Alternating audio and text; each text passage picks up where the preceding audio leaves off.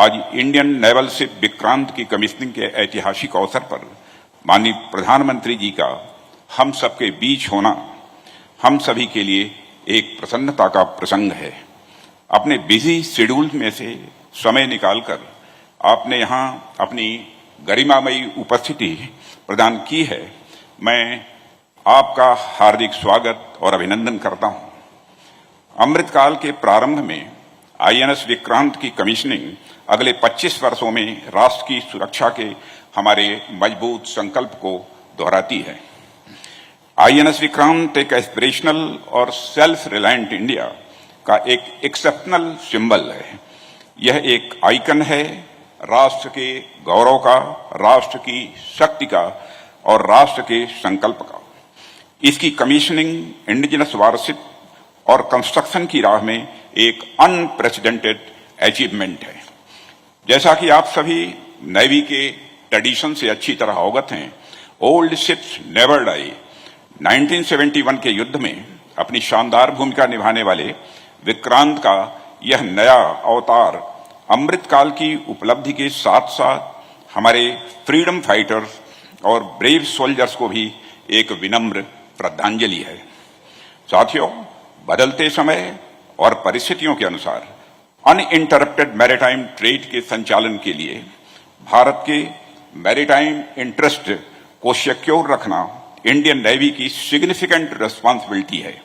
मुझे पूरा विश्वास है कि इस जिम्मेदारी के एग्जीक्यूशन के लिए एयरक्राफ्ट कैरियर से बेहतर माध्यम और कुछ नहीं हो सकता है।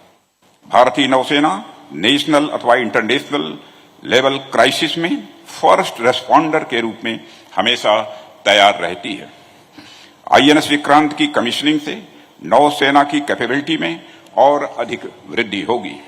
मित्रों, आईएनएस विक्रांत की कमीशनिंग इस बात की पुष्टि है कि आत्मनिर्भर भारत का हमारा प्रयास कोई आइसोलेटेड पॉलिसी नहीं है।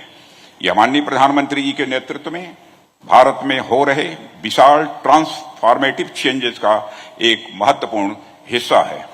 इस विशाल लक्ष्य को प्राप्त करने के लिए सरकार ने health, education, agriculture, trade, transport, communication आदि समस्त क्षेत्रों में पाथ ब्रेकिंग चेंजेस किए हैं। डिफेंस सेक्टर की बात करें तो सरकार ने defence production policy and export promotion policy में सुधार किए हैं। डिफेंस सेक्टर में एफडीआई की लिमिट को बढ़ाया है और डिफेंस इंडस्ट्रियल कॉरिडोर डेवलप करने जैसे महत्वपूर्ण प्रयास किए हैं। इसके साथ इस वर्ष कैपिटल एक्विजिशन बजट का 68% यानी लगभग 85,000 करोड़ रुपए डोमेस्टिक इंडस्ट्री के लिए निर्धारित किया जाना, आर्म फोर्सेस और डीपीएसयू द्वारा इंपोर्ट्स को मिनिमाइज करने के लिए 3 पॉजिटिव इंडिजनाइजेशन लिस्ट जारी किया जाना भी डिफेंस सेक्टर में आत्मनिर्भरता की ओर उठाए गए ये हमारे महत्वपूर्ण कदम हैं। हमारा मिशन केवल मेक इन इंडिया ही नहीं बल्कि मेक फॉर द वर्ल्ड है। यह है पिछले वर्ष में हुए $400 बिलियन से अधिक के एक्सपोर्ट इसके प्रमाण हैं। हम जैसे जैसे $5 ट्रिलियन इकोनॉमी की ओर तेजी से आगे बढ़ रहे हैं, आने वाले समय में ग्लोबल ट्रेड में हमारा शेयर बढ़ेगा। ग्लोबल ट्रेड में शेयर बढ़ेगा तो इसका एक बड़ा हिस्सा अनिवार्य रूप से मैरीटाइम रूट से होगा। ऐसे में हमारी सिक्योरिटी हो अथवा इकोनॉमिक इंटरेस्ट, दोनों ही दृष्टियों से यह आईएनएस विक्रांत हमारे लिए अत्यंत महत्वपूर्ण साबित होगा, ऐसा मेरा विश्वास है। मित्रों, हमारे फ्रेंडली फॉरेन कंट्रीज के लिए यह कमीशनिंग एक आश्वासन भी है कि हम हमारी कलेक्टिव सिक्योरिटी की जरूरतों को पूरा करने में पूरी तरह से सक्षम हैं।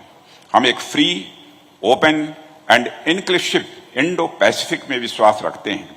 इस संबंध में हमारे प्रयास माननीय प्रधानमंत्री जी के विजन सागर यानी security and growth for all in the region से गाइडेड है। इस ऐतिहासिक अवसर पर मैं इंडियन नेवी और कोचिन शिपयार्ड लिमिटेड के कोलैबोरेटिव एफर्ट्स की सराहना करता हूं। साथ ही महत्वपूर्ण प्रोजेक्ट से जुड़े समस्त कर्मयोगियों की भी मैं प्रशंसा करता हूं। Chief of the naval staff admiral R Harikumar और उनकी पूरी टीम की विक्रांत की कमीशनिंग में फोकस्ड इफर्ट्स के लिए मैं सराहना करता हूं।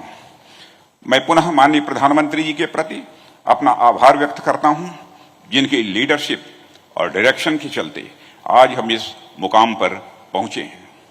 हम भविष्य में निरंतर आपके गाइडेंस की आशा करते हैं।